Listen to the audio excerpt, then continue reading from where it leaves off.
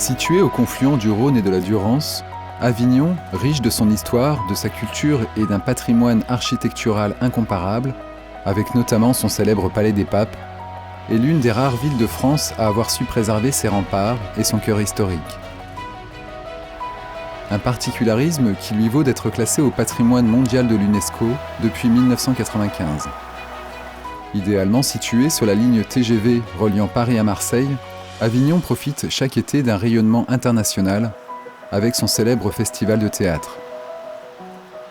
C'est au cœur de cette cité historique, qui verra arriver le tramway dès 2019, que le groupe François Ier est heureux d'avoir été choisi pour la réhabilitation d'une vaste dépendance du Palais des Papes au centre d'un projet plus large de restauration du quartier Banasterie.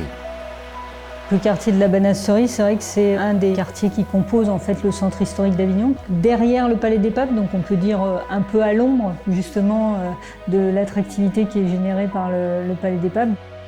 Ce qui nous a motivés, c'était de se dire comment on essaye d'imaginer un futur lieu de vie qui rayonne en fait globalement sur le centre historique.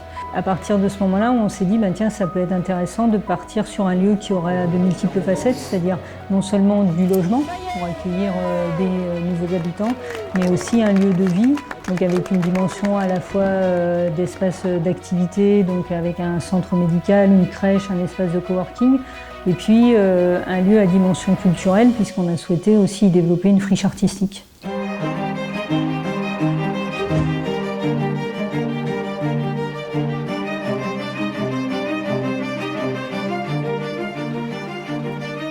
Ainsi, sur une surface de 8000 m², 68 logements de 1 à 5 pièces et duplex seront créés.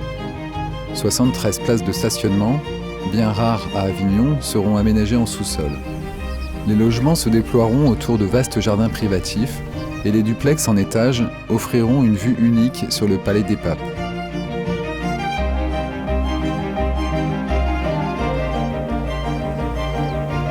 Pilotée par un architecte du patrimoine et sous contrôle de l'architecte des bâtiments de France, cette restauration préservera les éléments patrimoniaux les plus intéressants et prendra un soin tout particulier au choix des matériaux.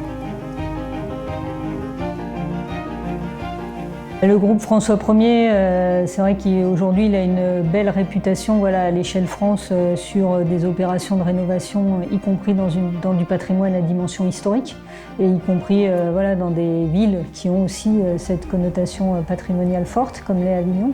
Donc pour nous, il y avait un gage de réussite, et je pense qu'on a su se rencontrer. Chantier de la Cour des Dons. Merci à tous d'avoir rendu possible ce beau projet.